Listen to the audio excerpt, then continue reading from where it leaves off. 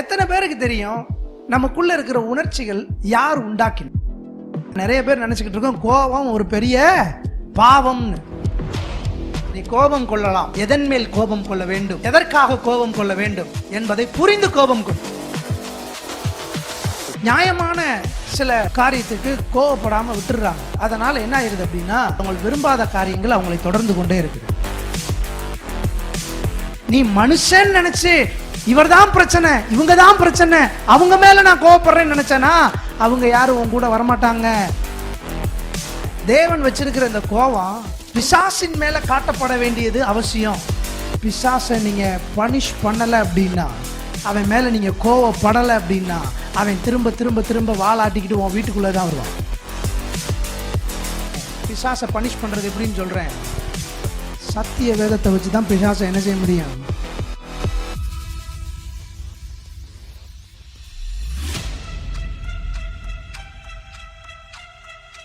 கர்த்தருடைய வார்த்தைக்கு திரும்பவும் தியத்ரா சபையை பற்றி பேசிக்கிட்டு இருக்கிறேன்.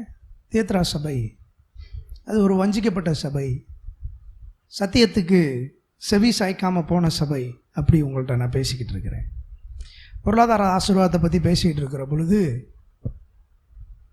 இன்றைக்கி நான் உங்கள்கிட்ட பேச வந்திருக்கிற ரொம்ப முக்கியமான ஒரு செய்தி என்னன்னா, கோவப்படுங்க. பக்கத்தில் இருக்கவங்க பார்த்து சொல்லுங்க, கோவப்படுங்க.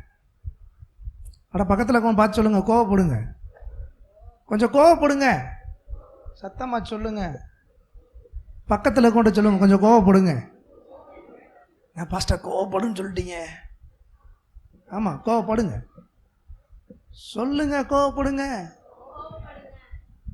நிறைய நேரத்தில் கோவப்படாமல் போகிறதுனால தான் பிசாசு நம்மகிட்ட வாலாட்டுறான். ஹலோ, கோவப்படுங்கள். யார் மேலே? என் வீட்டுக்காரர் டார்ச்சர் தாங்க முடியல, அவரை தான் நினச்சிக்கிட்டு இருக்கேன் பாஸ்டர். கோவப்பட்டுருவான். டென்ஷன் வந்து பிள்ளைகள் மேலேயோ மனைவி மேலேயோ கணவன் மேலேயோ இல்லை, அது இல்லை. வேதம் அதை பற்றி பேசலை. கோவப்பட சொல்லி எதை பற்றி பேசுகிறாரு தேவன்றதை புரிஞ்சுக்குவோம். அதைத்தான் இன்றைக்கி நான் பேச போகிறேன். யார் மேலே கோவப்படணுன்றதை பேச போகிறேன், யார் மேலே கோவப்படக்கூடாதுன்னு பேச போகிறேன். ஏன்னா நிறைய பேர் நினச்சிக்கிட்டு இருக்கோம் கோபம் ஒரு பெரிய பாவம்னு. கோபம் பாவம் கிடையாதுன்னு எத்தனை பேருக்கு தெரியும்? இன்னைக்கு தான் ஃபஸ்ட்டு தெரியும். கோவப்படுறது பாவம் இல்லைன்னு சொல்கிறது இன்னைக்கு தான் எனக்கு தெரியும். கோவப்படணும். எத்தனை பேருக்கு தெரியும் நமக்குள்ள இருக்கிற உணர்ச்சிகள் யார் உண்டாக்கினது? கோபம், அன்பு, பாசம், நேசம், காதல், இதெல்லாம் யார் உண்டாக்குனது? சத்தமா சொல்லுங்க. நம்மால் பார்த்தீங்கன்னா அந்த காதல்னு சொன்ன உடனே ஆண்டவருக்கு விரோதமான பாவம் சாசு கொடுத்தது. நோ, நல்லா கவனிங்க தம்பிமாரெலாம், நல்லா கவனிச்சுக்க. உனக்கு ஒரு வயசு வரும்போது ஆண்டவரே காதலை கொடுப்பாரு. அப்போ கொடுக்கும்போது உனக்கு ஒரு மனைவி இருக்கும். ஹலோ, கல்யாணம் பண்ணதுக்கப்புறம் வர்றதுக்கு பேர் தான் காதல். ஹலோ, கல்யாணத்துக்கு முன்னாடி வர்றதுக்கு பேர் என்ன பாஸ்டர்? அதுக்கு பேர் இன்ஃபாக்சுவேஷன் சொல்கிறாங்க. நல்லா கவனிங்க. எல்லா உணர்ச்சிகளும் ஆண்டவரால் நமக்கு கொடுக்கப்பட்டது. எத்தனை பேர் ஆமின்னு சொல்கிறீங்க? இதெல்லாம் மறக்கவே கூடாது. பிசாசுகிட்ட இருந்து எந்த விதமான உணர்ச்சியும் என்ன செய்ய வரவே இல்லை. பிசாசு எந்த உணர்வுகளையும் மனித குலத்திற்கு கொடுக்கவில்லை. எல்லா உணர்வுகளையும் அவன் திரித்து மாத்திரமே கொடுத்திருக்கிறான். எல்லா உணர்வும் என்ன செஞ்சிருக்கான்? கர்த்தர் வந்து லவ்வை கொடுத்தாரு, அன்பை கொடுத்தாரு, காதலை கொடுத்தாரு. அவன் என்ன கொடுத்துட்டான்? அதை இச்சையா மாத்திட்டான். காதல் வேற, ரெண்டுக்கு இருக்கிற வித்தியாசத்தை புரிஞ்சுக்கணும். ரெண்டுக்கு வேற வேற வித்தியாசம் இருக்கு. பிசாசுட்ட இருந்து என்னதான் வரும்? தேவன் உருவாக்கினதற்கு அப்படியே ஜஸ்ட் ஆப்போசிட்டா மட்டும்தான் வரும். இந்த உணர்ச்சிகள் எல்லாத்தையும் கடவுள் தான் உருவாக்கி இருக்கிறாரு. இந்த உணர்வுகள் எல்லாவற்றையும் தேவன் தான் உருவாக்கி மனிதனுடைய உள்ளத்துல கொடுத்துருக்கிறார். அது எல்லாவற்றையும் மாற்றி கொடுக்கிற வேலை தான் பிசாசனுடைய வேலை. அப்போ தேவ பிள்ளைகள் தேவன் கொடுத்த உணர்வுகளை என்ன செய்யணும்? சரியான முறையில் அதை புரிந்து பயன்படுத்த வேண்டும். அப்பொழுதுதான் அது உருவாக்குகிற ஒரு மிகப்பெரிய சக்தியாக மாறும். அப்போ ஆண்டவர் இந்த கோபத்தை உருவாக்கி இருக்கிறாரு. ஒவ்வொரு உணர்வுகளுக்கும் ஒரு பின்னாடி ஒரு பேக்ரவுண்ட் இருக்கு. ஆனால் நான் இன்னைக்கு சொல்ல போகிறது காதலை பற்றியோ மற்ற உணர்வுகளை பற்றியோ இல்லை. கோவத்தை பற்றி பேச போகிறேன். ஏன் கோவப்படணும், எதுக்கு கோவப்படணும்னு பேச போகிறேன். எதை பார்த்து கோவப்படணும், ஏசுனார் கோவப்பட்டாரா, பைபிள் அதை பேசுதா, ஏன் நம்ம கோவப்படணும், அது எல்லாத்தையும் பார்க்க போகிறோம். நல்லா கவனிங்க. எபேசியர் 4:26. நீங்கள் கோபம் கொண்டாலும் பாவம் செய்யாதிருங்கள். நீங்கள் கோபம் கொண்டாலும் என்ன செய்யாதிருங்கள், பாவம் செய்யாதிருங்கள். அப்ப கடவுள் ஒரு காரியத்தை இங்க அப்போஸ்தலனாகிய பவுல் மூலமா பேசுறாரு. நீங்கள் கோபம் கொள்ளலாம், ஆனால் என்ன செய்யக்கூடாது. அப்ப கோபம் தேவனுடைய உணர்வுகளை வெளிப்படுத்துகிற ஒரு அனுபவம், கரெக்டா? பாவம் தேவனுடைய உணர்வுகளை வெளிப்படுத்துகிற அனுபவம் கிடையாது. அப்ப கோபம் வேற, பாவம் வேற. எதுக்கு கோபப்படணும்ன்றது இருக்கு, அதை தான் பேச போறேன். கோபம் கொண்டாலும் என்ன செய்யாதிருங்கள். அடுத்த வசனத்தை வாசிங்க. சூரியன் அஸ்தமிக்கிறதற்கு முன்னாக உங்கள் எரிச்சல் தனிய கடவது. இங்க என்ன சொல்லியிருக்கு? அப்ப பகல்ல கோபமா இருக்கக்கூடாது, ராத்திரியில கோபமா இருந்துக்கலாமா? இல்ல ராத்திரியில கோபமா இருக்கக்கூடாது, பகல்ல கோபமா இருந்துக்கலாமா? அந்த அர்த்தத்தில் சொல்லலை. சில பேர் பார்த்தீங்கன்னா வீட்டில் சண்டை போட்டுட்டு ஒரு நாள் முழுக்க பேச மாட்டாங்க. அது எப்படி? இன்னைக்கு சண்டை போட்டேன், 2 நாள் பேசக்கூடாது, அதுதான் சரி. அவங்க ஒரு அஜெண்டா வச்சிருக்கிறாங்க. இன்னைக்கு சண்டை போட்டா 3-4 நாளைக்கு பேச மாட்டாங்க. அவங்க அஜெண்டா இல்லை. தேவப்பிள்ளையே, உன்னுடைய அஜெண்டாவை கொஞ்சம் ரீகரெக்ட் பண்ணுறதுக்கு ஆவியானவர் உன்னோட பேசுகிறார். நீ கோபம் கொள்ளலாம். எதன் மேல் கோபம் கொள்ள வேண்டும், எதற்காக கோபம் கொள்ள வேண்டும் என்பதை புரிந்து கோபம் கொள். சரியா? திருப்புங்க, அடுத்த வசனத்தை வாசிங்க. பிசாசுக்கு இடம் கொடாமல் கோபப்பட்டதுனால பிசாசுக்கு இடம் கொடுத்துறாத, அவ்வளவுதான் விஷயம். கோபப்பட்டு நீ கோபப்படலாம், ஆனா பாவம் செய்து பிசாசுக்கு என்ன செஞ்சிடாத, இடம் கொடுத்துறாத. நிறைய பேருக்கு பார்த்தீங்க அப்படின்னு சொல்லி சொன்னா அவங்க என்ன நினைக்கிறாங்க, கோபமே ஒரு பெரிய பாவங்க அப்படின்றதோட அவங்க நினைச்சுக்கிறதுனால நியாயமான சில காரியத்துக்கு கோவப்படாம விட்டுடுறாங்க. அதனால என்ன ஆயிருது அப்படின்னா, அவங்க வாழ்க்கையில அவங்க கோவப்படாததுனால, அவங்க வெறுக்காததுனால அந்த காரியங்கள், அவங்க விரும்பாத காரியங்கள் அவங்களை தொடர்ந்து கொண்டே இருக்குது. வேதத்தில் ரைச்சியஸ் ஆங்கிரி அப்படின்னு ஒன்று இருக்கு. நீதிமானுக்கு வருகிற கோபம்னு ஒன்று இருக்கு. என்ன கோபம்? நீதி நிமித்தமாக வருகிற கோபம். அதை தான் நான் பேசுகிறேன், அதை தான் இங்கேயும் பேசியிருக்கு. என்ன கோபம் இது? நீதி நிமித்தமாக வருகிற கோபம். மத்தேயு 11:12 திருப்புங்க. யோவான் ஸ்நானன் காலம் முதல் இதுவரைக்கும் பரலோக ராஜ்யம் பலவந்தம் பண்ணப்படுகிறது. எல்லாம் சொல்லுங்க, என்ன பண்ணப்படுகிறது? சத்தமா சொல்லுங்க, என்ன பண்ணப்படுகிறது? இங்க நான் உங்களுக்கு ஒன்று சொல்லிடுறேன். பலவந்தம்ன்ற அந்த வார்த்தை ஆங்கிலத்தில் வயலன்ஸ்ன்னு பயன்படுத்தியிருக்காங்க. என்னது வயலன்ஸ்? வயலன்ஸ்னா என்ன? வன்முறை இல்லையா? அந்த இடத்துல என்ன வார்த்தை பயன்படுத்தியிருக்கிறாங்கன்னா, யோவான் ஸ்நானகன் காலம் முதல் பரலோக ராஜ்யம் வன்முறை செய்வதனால் என்ன செய்யப்படுகிறது? சுதந்தரிக்கப்படுகிறது. சொல்லுங்க, வன்முறை. அது என்ன வன்முறை? 2 விதமான வன்முறை. ஒன்று ஆக்டிவ் வன்முறை, இன்னொன்று பாசிவ் வன்முறை. அது ஆக்டிவ் வன்முறை என்பது ஒரு ஆளை ஹர்ட் பண்ணுறது, அடித்து காயப்படுத்தி அந்த மாதிரி வன்முறை. சேதப்படுத்துவது, சேதாரம் ஏற்படுத்துவது, அது வன்முறை. பாசிவ் வன்முறை என்பது non violence, it's happening in your heart. உங்களுடைய உள்ளத்துக்குள்ள நடக்கிற வன்முறை, தீமையை கண்டு வெகுண்டெழுங்கிற ஒரு காரியம், தீமைக்கு உள்ளத்தில் எதிராக நிற்கிற காரியம், தேவன் வைத்திருக்கிற அந்த தேவரகமான காரியங்களை சகிக்க மாட்டாமல் இருக்கிற காரியம், அதுதான் என்னது? இங்கே ஆண்டவர் சொல்லியிருக்கிற வன்முறை, பலவந்தம். இங்கே கர்த்தர் சொல்றாரு, யோவான் ஸ்நானகன் காலம் முதல் இன்று வரை பரலோக ராஜ்யம் பலவந்தம் பண்ணப்படுகிறது. இல்லையா? பரலோக ராஜ்யம் என்ன செய்யப்படுகிறது? பலவந்தம் பண்ணப்படுகிறது. பலவந்தம், பரலோக ராஜ்யத்தை பிடிக்கணும்னா ஒரு வன்முறையை செயல்படுத்தணும். என்ன வன்முறை? என்னுடைய பார்வையில் அந்த வன்முறை என்பது கோபம். அந்த கோபம் என்பது ஒரு மிகப்பெரிய ஆயுதம். ஆண்டவர் சொல்றாரு, அந்த ஆயுதத்தை பயன்படுத்தாம நீ பரலோக ராஜ்யத்தை என்ன செய்ய முடியாது. சரி, என்ன என்ன என்ன அர்த்தத்தில் ஆண்டவர் இந்த கோபத்தை பற்றி பேசுகிறாரு, இந்த வன்முறையை பேசுகிறார் அப்படின்னா, தேவன் பிசாசின் மேலே உங்களை கோவப்பட சொல்கிறது தான் அங்கே சொல்லப்பட்டிருக்கு. என்ன பிசாசின் மேலே கோவப்படுறது? நிறைய தேவ பிள்ளைங்களுக்கு வியாதி அவங்களுக்கு இருக்கக்கூடாதுன்றது தேவனுடைய திட்டம். ஏசாயா 53:5 சொல்லுகிறது, அவர் நம்முடைய மீறுதல் நிமித்தம் காயப்பட்டார், நம்முடைய அக்கிரம நிமித்தம் அவர் நொறுக்கப்பட்டார், நமக்கு சமாதானம் உண்டு பண்ணும் தண்டனை அவர் மேல் வந்தது, இயேசுவின் காயங்களால் நாம் என்ன செய்கிறோம்?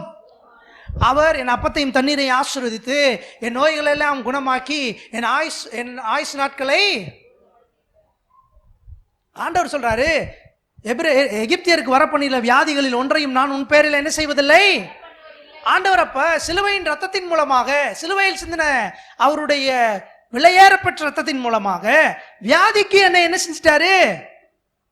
சுகமாக்கிட்டாரு, விடுதலை ஆக்கிட்டாரு. ஆனா இப்ப வியாதியை கொண்டு வர்ற பிசாசு கிட்ட நான் எப்படி இருக்கிறேன்? எப்படி இருக்கிறேன்? ரொம்ப சாஃப்டா இருக்கிறேன். எல்லாருக்கும் இருக்குல்ல பாஸ்டர், சக்கரை எல்லாத்துக்கும் இருக்கிறது தானே, என்ன இருக்கு இதில்? என்ன இருக்கு? பெரிய விஷயம் இல்லை. சாஃப்டா போறது தான் ஆண்டவர் சொல்றாரு. நம்முடைய போராட்டம் மாம்சத்துக்கு ஏதுவாயிராமல் அரண்களை நிர்மூலமாக்குகிற தேவ பலன் உள்ளவைகளாய் நமக்கு ஒரு போராட்டம் இருக்கு. அது மாம்சத்துக்கு ஏற்றவைகள் அல்ல. வான மண்டலத்தில் இருக்கிற பொல்லாத ஆவிகளோட நமக்கு என்ன இருக்கு? போராட்டம் இருக்கு. இப்போ நீங்க நியாயமா கோவப்பட வேண்டிய ஆள் யாருன்னா உங்க வீட்டுக்காரம்மா கிடையாது. நீங்க நியாயமா கோவப்பட வேண்டிய ஆள் யாருன்னா உங்க ஹஸ்பண்ட் கிடையாது, உங்க பிள்ளைங்க கிடையாது, பிசாசு. ஏன்னா அவன் தான் உன் வாழ்க்கையில தரித்திரத்தை கொண்டு வரான், அவன் தான் உன் வாழ்க்கையில தோல்வியை கொண்டு வரான், அவன் தான் உன் வாழ்க்கையில பிசாசுனுடைய சாபத்தை கொண்டு வரான், அவன் தான் உன் வாழ்க்கையில குறைவை கொண்டு வரான். குறைவை கொண்டு வருகிற, தரித்திரத்தை கொண்டு வருகிற, சாபத்தை கொண்டு வருகிற, தோல்வியை கொண்டு வருகிற பிசாசின் மேல உனக்கு கோபம் வரல அப்படின்னு சொல்லி சொன்னா நிச்சயமா நான் சொல்றேன், நீ அதை ஜெயிக்கவே முடியாது. எல்லாம் சொல்லுங்க, எத்தனை பேர் ஆமென் சொல்றீங்க? யார் மேல கோபப்படணும்? ஏன்னா ஆண்டவர்கிட்ட இருந்து வியாதி வரல, ஆண்டவர்கிட்ட இருந்து குறைவு வரல, ஆண்டவர்கிட்ட இருந்து தரித்திரம் வரல, வர்றது பிசாசிட்ட இருந்து வருது. இப்போ அந்த பிசாசின் மேல என்ன செய்யறேன்னா, எனக்கு எப்பெல்லாம் எனக்கு பிடிக்காதது ஒன்று நடக்குதோ அப்பெல்லாம் நான் என்ன செய்யறேன்? ஆமாவா இல்லையா? சொல்லுங்க, ஆமாவா இல்லையா? உங்களுக்கு பிடிக்காதது நடக்கும்போது என்ன செய்றீங்க? எனக்கு பிடிக்காதது நடக்கும்போது என்ன இது வருது. நான் கேட்குறேன், வியாதி உங்களுக்கு பிடிச்சிருக்கா? சொல்லுங்க. தரித்திரம் உங்களுக்கு பிடிச்சிருக்கா? ஏன் அப்போ உங்களுக்கு கோபம் வரல? ஏன் உங்களுக்கு கோபம் வர மாட்டேங்குது? அதை ஏன் சாதாரணமாக எடுத்துக்கிறீங்க? அதை ஏன் சாதாரணமாக எடுத்துக்கிறீங்க? குடும்பத்தில் குழப்பத்தை கொண்டு வருகிற பிசாசை நீங்கள் ஏன் சாதாரணமாக எடுத்துக்கிறீங்க? இதே பிள்ளைகளே கவனிங்க, உங்களுக்கு புரிகிற மாதிரி சொல்கிறேன். பிரச்சனை பிள்ளைகள் கிடையாது, பிரச்சனை உங்கள் கணவர் கிடையாது, பிரச்சனை உங்கள் மனைவி கிடையாது, பிரச்சனை உங்களை சுற்றி இருக்கிறவங்க கிடையாது.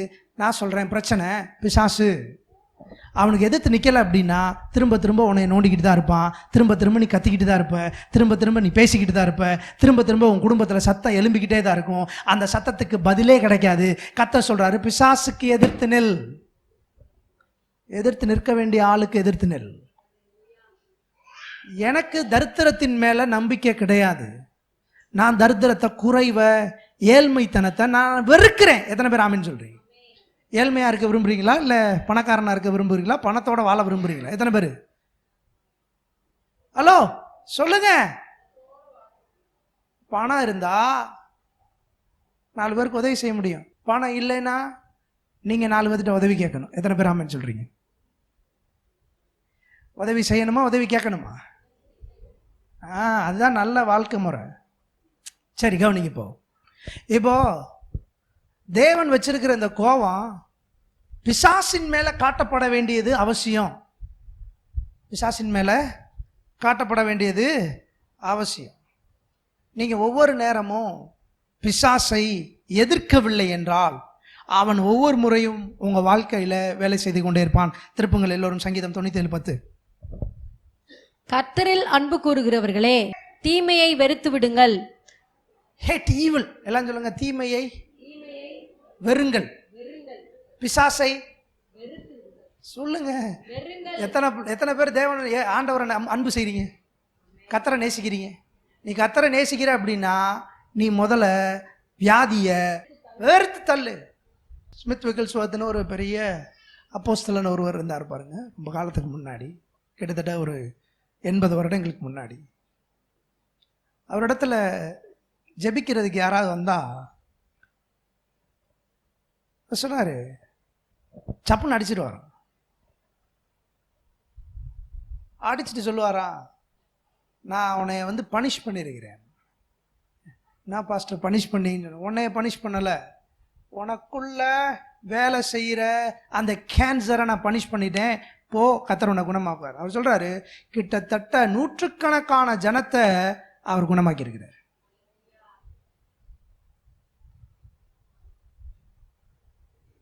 அடித்து சுகம் உண்டா சொல்ற, ஐ பனிஷ்ட் தேம் அப்படின்றார். பிள்ளைய பிசாசை இப்படி அடித்து பனிஷ் பண்ண முடியாது. ஆனால் அவர் ஒன்று செய்கிறாரு, அவருக்குள்ளே இருக்கிற விசுவாசத்தை அவர் பயிற்சி செய்கிறாரு. ஆனால் நான் சொல்கிறேன், நான் உன்னை பனிஷ் பண்ணுறேன்னு சொல்லி வீட்டில் போய் யாரையும் அடிச்சுக்கிட்டு இருக்காங்க, அப்புறம் பயங்கர பங்கமாகி போகும். நல்லா கவனிங்க, பிசாசை பனிஷ் பண்ணுறது எப்படின்னு சொல்கிறேன். சத்திய வேதத்தை வச்சு தான் பிசாசை என்ன செய்ய முடியும், பனிஷ் பண்ண முடியும். இயேசுவின் நாமத்தை வச்சு தான் பிசாசை என்ன செய்ய முடியும், தண்டனை கொடுக்க முடியும். என்னை கொடுத்த தண்டனையே ரொம்ப பெருசு, திருப்பி திருப்பி சொன்னாலே போதும். இயேசுவின் நாமத்தை பயன்படுத்த நான் சொல்கிறேன், உன் வீட்டில் ஒரு பொருளாதார முன்னேற்றத்தை நீ என்ன செய்ய முடியும், உன் வீட்டில் உன் சரீரத்தில் வியாதி குணமாகிறது நீ என்ன செய்ய முடியும். வெறுத்து தள்ளுன்னு சொல்கிறேன். இதே பிள்ளை நல்லா கவனி, உன்னுடைய மனதில் ஆழமாக வச்சுக்கோங்க. பிசாசை நீங்கள் பனிஷ் பண்ணலை அப்படின்னா, அவன் மேலே நீங்கள் கோவப்படலை அப்படின்னா, அவன் திரும்ப திரும்ப திரும்ப வாலாட்டிக்கிட்டு உன் வீட்டுக்குள்ளே தான் வருவான்.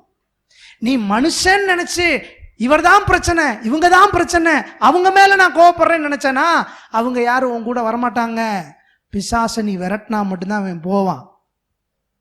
நீ விரட்டுறதுக்கு தீர்மானம் பண்ணு. அடுத்த வசனம் திருப்பங்க, நீதிமொழிகள் 8:13 சீக்கிரம். தீமையை வெறுப்பதே கர்த்தருக்கு பயப்படும் பயம். போச்சா, கவனிங்க, தீமையை வெறுப்பதே, எல்லாம் சொல்லுங்க, ஹேட் ஈவில். Had evil. கடவுளுக்கு பயப்படுகிற பயம்னா என்ன? பிசாசை வெறுக்கிறது தான் கடவுளுக்கு பயப்படுகிற பயம். நம்மளுக்கு நிறைய பேருக்கு கடவுளுக்கு பயப்படுகிற பயம்னா என்னன்னு தெரியாது. கர்த்தர் சொல்றாரு, பிசாசை வெறுப்பதே. எல்லாம் சொல்லுங்க, பிசாசை வெறுப்பதே. பிசாசை வெறுக்கல அப்படின்னா, ஏழ்மத்தனத்தையும் தரித்திரத்தையும் நீ வெறுக்கல அப்படின்னா, சாபத்தை நீ வெறுக்கல அப்படின்னா, தோல்வியை நீ வெறுக்கல, அதை ஒத்துக்கொள்ளல அப்படின்னா தான் கர்த்தர் சொல்றாரு, உன் வாழ்க்கையில நான் பெரிய காரியங்களை செய்ய முடியும் சொல்றாரு. பாருங்க, படிங்க, அடுத்த வசனத்தை படிங்க. கர்த்தருக்கு பயப்படும் பயம் பெருமையையும் அகந்தையையும் தீய வழியையும் புரட்டு வாயையும் நான் வெறுக்கிறேன். ஆண்டவர் சொல்றாரு, எதெல்லாம் வெறுக்கிறேன்னு சொல்றாரு. பெருமையை வெறுக்கிறேன், அகந்தையை வெறுக்கிறேன், தீய வழிய புரட்டு வாய தீய வழிய வெறுக்கிறேன். புரட்டு வாய சரி கவனிங்க, இங்கே சொல்லப்பட்டிருக்கு அகந்தைன்னு சொல்லப்பட்டிருக்கு. அகந்தைன்னா என்ன? ஆங்கிலத்தில் அரகன்ஸ்ன்னு சொல்கிறாங்க இல்லையா? அரகன்ஸ், ஹீ இஸ் அரகண்ட் அப்படின்றாங்க. அரகண்ட்னா என்ன தெரியுமா? அரகண்ட் 2 வகையில் சொல்லலாம், 2 விதத்தில் அரகன்சி அப்படின்னு சொல்லலாம். நல்லா கவனிக்கணும், 2 விதத்தில் இவன் பெரிய அரக்கன் அப்படின்னு சொல்லலாம், அகந்தைன்னு சொல்லலாம். எப்படி தெரியுமா? சாரி என்னால் முடியாது, சாரி முடியாது, ரெண்டுமே ஒரே அர்த்தம் தான், ரெண்டுமே அகந்தை தான். எனக்கு வராதுங்க, முடியாதுங்க, எனக்கு வரலை அதனால முடியலை, அகந்தை. என்ன பாஸ்டர் இப்படி சொல்றீங்க அப்படின்னா, திருப்புங்க எல்லோரும் மத்தேயு 25:11-14. பின்பு மற்ற கன்னிகைகளும் வந்து, ஆண்டவரே ஆண்டவரே எங்களுக்கு திறக்க வேண்டும் என்றார்கள். அதற்கு அவர், உங்களை அறியேன் என்று மெய்யாகவே உங்களுக்கு சொல்லுகிறேன் என்றார். மனுஷகுமாரன் வரும் நாளையாவது நாழிகையாவது நீங்கள் அறியாதிருக்கிறபடியால் விழித்திருங்கள். அன்றியும் பரலோக ராஜ்யம் புறதேசத்துக்கு பிரயாணமாய் போகிற ஒரு மனுஷன் தன் ஊழியக்காரரை அழைத்து தன் ஆஸ்திகளை அவர்கள் வசமாய் ஒப்பு கொடுத்தது போல் இருக்கிறது. அவனவனுடைய திறமைக்கு தக்கதாக ஒருவனிடத்தில் 5 தாலந்தும். கவனிங்க, அவனவனுடைய திறனுக்கு ஏற்றபடி ஒருத்தவனுக்கு எத்தனை தாலந்து? 5 தாலந்தும். ஒருத்தனுக்கு எத்தனை தாலந்து? 5 தாலந்து. இன்னொருத்தனுக்கு எத்தனை தாங்கு? 2 தாலந்தும். அப்புறம் இன்னொருத்தனுக்கு எத்தனை தாங்கு? 1 தாலந்துமாக கொடுத்து, அவனவனுடைய திறனுக்கு ஏற்றபடி தேவன் என்ன செய்கிறார்? அவனுடைய கெப்பாசிட்டிக்கு ஏற்றபடி கடவுள் கொடுக்கிறாரா இல்லையா? அப்ப கடவுள் உன்னை கொடுத்திருக்கிறார் அப்படின்னா உன்னோட கெப்பாசிட்டி இருக்குன்னு கொடுத்திருக்கிறாரா இல்லையா? அப்ப இருக்குன்னு கொடுத்த உனக்கு அதை டெவலப் பண்றதுக்குரிய ஆற்றல் இல்லை அப்படின்னா உன்னை போல அகந்தை உள்ள ஆள் யாருமே இல்லை.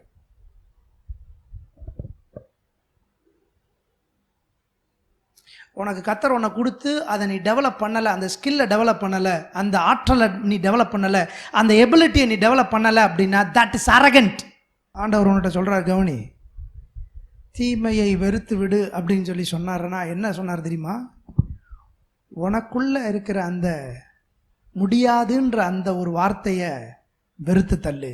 முடியாதுன்ற வார்த்தையை சொல்றது பிசாசு. எனக்கு வரலைன்ற வார்த்தையை சொல்றது யாரு? எனக்கு இது கிடையாதுன்னு சொல்ற வார்த்தையை சொல்றது யாரு? முடியாது, நடக்காது, கிடையாது, வராது, பத்தலை, இது எல்லா வார்த்தைக்கும் சொந்தக்காரன் ஒரே ஒரு ஆள் தான். அவன் பிசாசு. வேதம் சொல்லுகிறது அவன் ஆதி முதல் மனுஷ கொலை பாதகனா இருக்கிறான். அவன் பொய்யனும் பொய்க்கு பிதாவுமா இருக்கிறான். உன்னால முடியும், ஆனா முடியும்னு சொன்னனாலதான் உன்கிட்ட அந்த ஒன்றை கொடுத்தாரு. உன்னால முடியும்ன்றனாலதான் கர்த்தர் 2 கொடுத்தாரு. உன்னால முடியும்ன்றனாலதான் கர்த்தர் 5 கொடுத்தாரு. ஆனா நீ கொடுத்த எதையுமே பெருக்காம நீ சொல்ற உன்னால முடியாதுன்னு சொல்லி, அதனாலதான் கர்த்தர் சொல்றாரு, மகனே நீ தீமைய தோல் தட்டி கொடுத்து உனக்குள்ளே வளர்த்துக்கிட்டு இருக்க. ஏன்னா கர்த்தர் உனக்கு 1 கொடுத்தாரு, அந்த 1 நீ கண்டிப்பா பெருக்கணும். ஆண்டவரே நீங்க அவன்கிட்ட 5 கொடுத்தீங்கல்ல, அந்த 5 கொடுத்தவன்ட்ட கொடுத்த மாதிரி என்னட்டே 1 கொடுத்துருக்கலாம்ல. இல்லை இல்லை, உன்ட்ட 1 தான் கொடுத்தாரு. That's your capacity. That's your capacity. God, கடவுளுக்கு தெரியும் உனக்கு எத்தனை கெப்பாசிட்டி எவ்வளோ இருக்குன்னு சொல்லி, உனக்கு எவ்வளோ தாளந்து கொடுக்குன்னு சொல்லி அந்த 1 கர்த்தர் உன்ட்ட கொடுத்துருக்கிறாரு. அந்த 1 பெருக்கிறதுக்கு நீ என்ன வேலை பார்க்குற? அதை சொல்ற, முடியாதுன்ற வார்த்தையை நீ சொல்லிட்ட அப்படின்னா அதுக்கு பெயர், கவனிங்க, என்னது அதுக்கு பெயர்? என்ன? அரகன்சி, அகந்தை. ஆண்டவரே சொல்றாரு பாருங்க, எவ்வளவு அழகா சொல்றாரு. வாசியும் மறுபடியும். அவனுடைய திறமைக்கு தக்கதாக. எதுக்கு தக்கதாக? திறமைக்கு தக்கதாக. அவருக்கே தெரியும் உங்களுக்கு என்ன திறமை இருக்குன்னு சொல்லி. அதனாலதான் கர்த்தர் உங்களை பிளேஸ் பண்ணிருக்கிறார். எத்தனை பேர் ஆமென் சொல்றீங்க? உங்களுக்கு இந்த திறனை, இந்த பிளேஸை சரி பண்றதுக்கு உரிய ஆற்றல் உங்ககிட்ட தான் இருக்கு. அதனாலதான் கர்த்தர் உங்களை பிளேஸ் பண்ணிருக்கிறாரு. இந்த டிபார்ட்மெண்ட்டை சரி பண்ணக்கூடிய ஆற்றல் உங்ககிட்ட தான் இருக்கு. அதனாலதான் கர்த்தர் உன்னையே பிளேஸ் பண்ணிருக்கிறாரு. அந்த திறமை உன்கிட்ட தான் இருக்கு, வேற எவன்ட்டையும் கிடையாது. அந்த திறமையான மனிதன் நீதான். அதனாலதான் கர்த்தர் உன்கிட்ட அதை கொடுத்திருக்கிறாரு. அதை ஹேண்டில் பண்ணக்கூடிய ஆற்றல் உன்கிட்ட தான் இருக்கு. அதனாலதான் கர்த்தர் அதை உன்கிட்ட கொடுத்திருக்கிறாரு. நீ கொடுத்துட்டு என்னைய போய் இதை கொடுத்து செய்ய சொன்னா நான் எப்படி பாஸ்டர் செய்வேன்? நான் எவ்வளவு பெரிய ஆளு அப்படின்னா, உன்கிட்ட கொடுத்தது தேவன் கொடுத்தது. எத்தனை பேர் ஆமென் சொல்றீங்க? இதை பெருக்க வேண்டியதும் உன் கையில தான் இருக்கு. இதை என்னால் முடியாதுன்னு நீ எப்போ சொல்றியோ, you are just showing your arrogancy. கர்த்தர்ட்டே காட்டுற. நான் திருப்பி சொல்றேன், 2 விஷயம். முடியாது போடா அப்படின்றதும் அகந்தை தான். சாரி, முடியாதுன்னு சொல்றதும். 2மே ஒரே வார்த்தை தான், 2க்கும் ஒரே அர்த்தம் தான். அதனால சாஃப்டா சொன்னா அதுக்கு வேற அர்த்தம், சவுண்டா சொன்னா அதுக்கு, லவுடா சொன்னா அதுக்கு வேற அர்த்தம்லாம் கிடையாது. ஒரே அர்த்தம் தான். என்ன? அகந்தை. கர்த்தருக்கு பயப்படுகிறவர்கள் தீமையை வெறுத்து விடுங்கள். உன்னால முடியாதுன்ற வார்த்தை ஒரு நீதிமான் வாயிலிருந்து வரவே கூடாது. நீ என்னன்னாலும் எனக்கு கொடு, அதில் நான் ஜெயிச்சு காட்டுவேன். நீ எவ்வளவு ஹார்ட்ஷிப்பா என்கிட்ட வேணா கொடு, நான் அதில் ஜெயிச்சு காட்டுறேன். நீ என்கிட்ட என்ன எதிர்பார்க்குறியோ அதை நான் கண்டிப்பா கொடுப்பேன். நீ என்கிட்ட என்ன எடுக்கணும்னு நினைக்கிறியோ அதை நீ என்கிட்ட இருந்து எடுத்துக்கலாம். ஏன்னா உன்கிட்ட இல்லாத திறமை என்கிட்ட இருக்கு. அதனாலதான் என்னை இங்கே உட்கார வச்சிருக்க. எத்தனை பேர் ஆமென் சொல்றீங்க? நான் நிர்கதியா உட்காரல, வாய்ப்பு இல்லாம உட்காரல. நான் உட்கார்ந்ததுக்கு தேவன் reason. God is the reason for this place.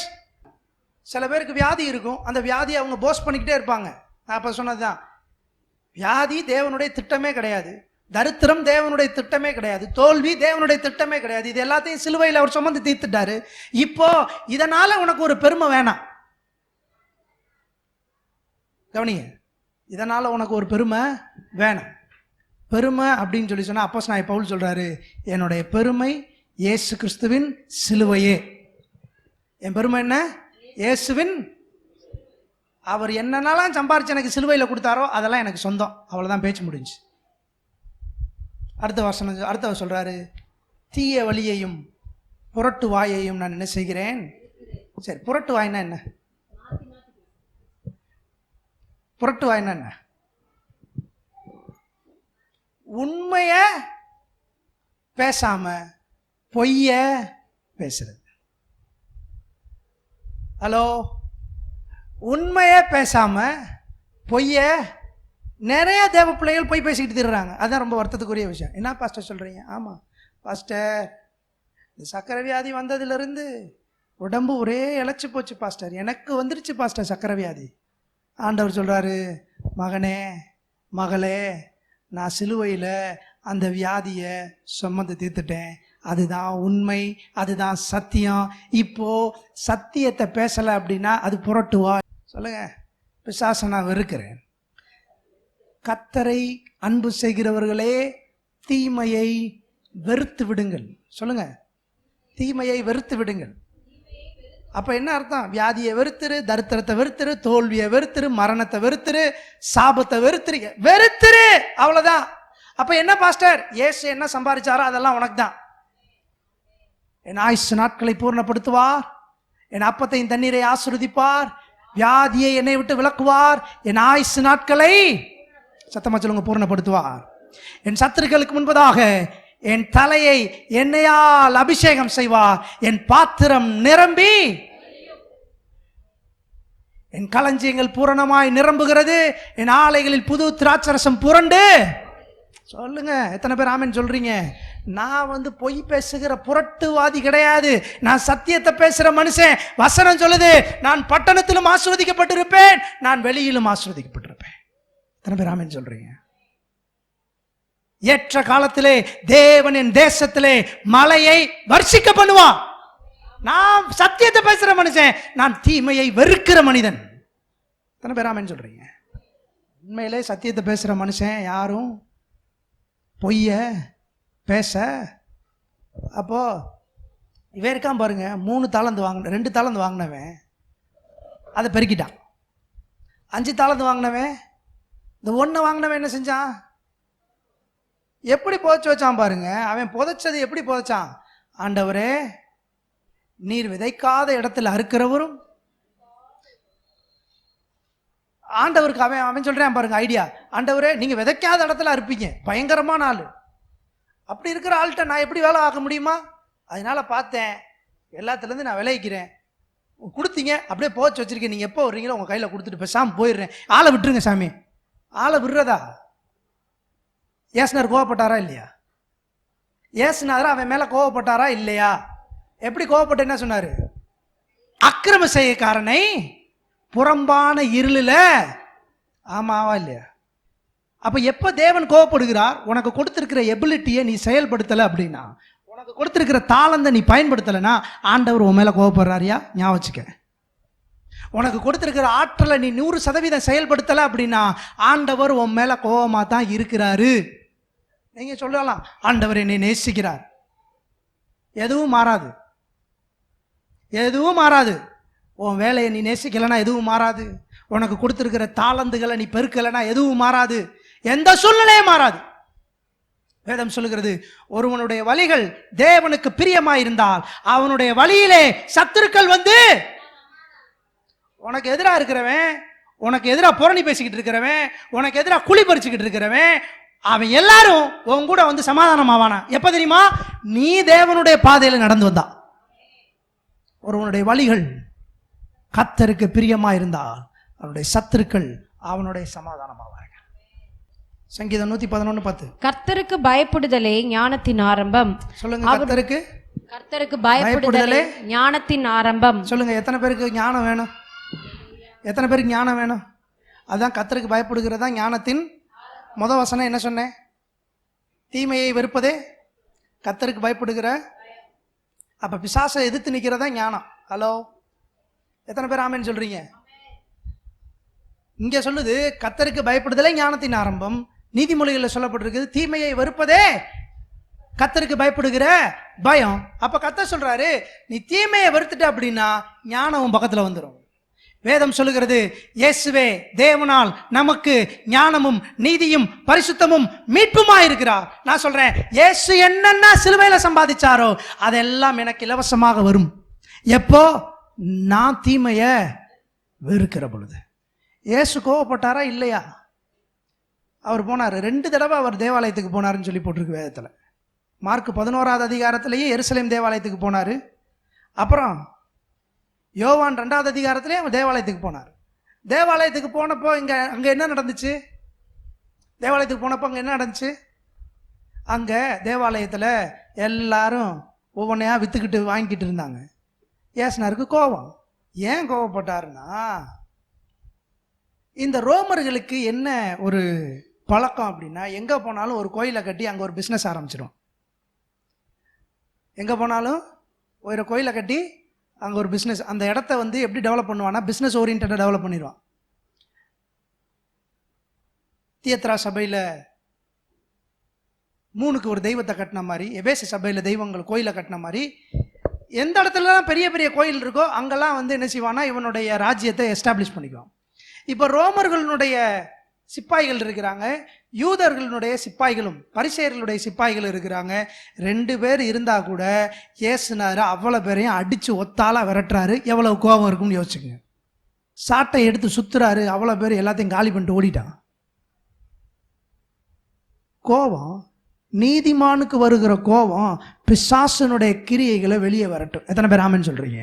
இயேசு அங்க அதை தான் செஞ்சார். நீ கோபப்பட்டு பிசாசனுடைய கிரியைகளை விரட்டல அப்படின்னா அவன் அங்கே தான் இருப்பான். அத்தனை பேர் வந்தாங்க, யோவான் வந்தாரு, அத்தனை ஊழியக்காரங்க வந்தாங்க, யாரும் போல. ஆனா ஒரு நீதிமான் வந்து கோபப்பட்டான், எல்லாமே என்னச்சு? எல்லாமே வாஷ் அவுட்டு. நான் சொல்றேன், நீ கோபப்படணும். எதன் மேல கோபப்படணும்? பிசாசனுடைய கிரியைகள் மேல. எத்தனை பேர் ஆமென் சொல்றீங்க? எத்தனை பேர் ஆமென் சொல்றீங்க? நீ கோபப்பட்ட உன் மேல கோபப்படு, உன்னுடைய இயலாமை மேல கோபப்படு. ஆண்டவருடைய ஞானத்தை செயல்படுத்த முடியாம உனக்கு முடியாதுன்னு சொல்ற பிசாச கோபப்பட்டு பேசு. இயேசுவின் ஞானத்தை பேசு. என்னை பலப்படுத்துகிற கிறிஸ்துவினாலே எல்லாவற்றையும் செய்ய எனக்கு பலன் உண்டு. நான் செய்கிற எல்லாவற்றிலும் தேவன் 100 மடங்கு ஆசீர்வாதம் கட்டளையிடுவார். நான் கைட்டு செய்கிற காரியங்களே கர்த்தர் எனக்கு ஆசீர்வாதம் கட்டளையிடுவார். கர்த்தர் யோசேப்போட கூட இருந்தார், அவன் செயல்களில் எல்லாம் காரிய சித்தி உள்ளவனாய் இருந்தான். கர்த்தர் தாவீதோட கூட இருந்தார், தாவீது செய்கையில் எல்லாம் சொல்லுங்க புத்திமானாய் நடந்து கொண்டான். எப்படி தேவ பிள்ளை இப்படி இருக்கணும்? செய்கைகள் எல்லாம் புத்திமானு, செய்கைகள் எல்லாம் ஞானமானு, செய்கிற எல்லா காரியங்களிலும் வெற்றி, என்ன செஞ்சாலும் அதுல ஒரு ஜெயம். நீ அப்படி வந்த அப்படின்னு சொல்லி சொன்னா பிசாசு உன் பக்கத்திலே வரமாட்டான். இல்ல பாஸ்டர் என்னால முடியாது பாஸ்டர், எனக்கு என்ன பாஸ்டர் இருக்கு? அறிவு இல்லை, ஆற்றல் இல்லை, பலன் இல்லை, பலவீனம் தான்.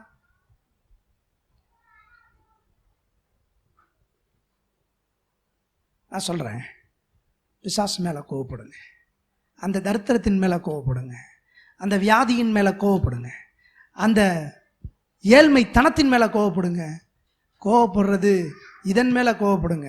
உங்க வீட்டுக்காரர் மேல கோவப்படாதீங்க, உங்க மனைவி மேல கோவப்படாதீங்க, உங்க பிள்ளைகள் மேல கோவப்படாதீங்க, உங்க கூட வேலை பார்க்குறவங்க மேல கோவப்படாதீங்க.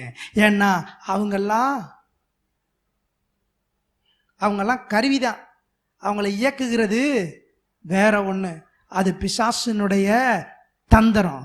அந்த தந்திரத்தின் மேல கோவப்படுங்க, பிசாசின் மேல கோவப்படுங்க. யாவர் எழுந்திருப்போம். Thank you Jesus. எந்த பிசாசினுடைய கிரியைக்கு அனுமதி கிடையாது. Refuse Satan's works in your life. Do not admit any Satan's works in your life. பிசாசுக்கு எதிர்த்து நில்லுங்கள், அப்பொழுது அவன் உங்களை விட்டு ஓடி போவான். Hallelujah. Hallelujah.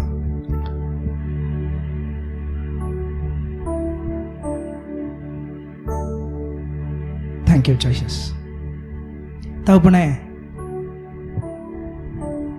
இந்த காலை வேளையில் நாங்கள் எல்லா பிசாசினுடைய தந்திரங்கள் மேலேயும் நாங்கள் கோவப்படுறோம். எங்கள் கோபத்தை பிசாசின் மேலே காட்டுறோம், குடும்பத்தார் மேலே அல்ல, வேலை பார்க்குறவங்க மேலே அல்ல. அவங்கள நாங்கள் நேசிக்கிறோம், ஆனாலும் இந்த பிசாசின் மேலே வன்மத்தை கக்குறோம். ஆண்டவர் இயேசுவின் நாமத்தினால் அவனை சபிக்கிறோம். கத்தான் குடும்பங்களில் அவன் வேலை செய்ய அனுமதி மறுக்கிறேன். குடும்பங்கள்ல தரித்திரத்தை கொண்டு வருகிற அந்த சத்துருவை சபிக்கிறேன். ஏழ்மைத்தனத்தை கொண்டு வருகிற சத்துருவை சபிக்கிறேன்.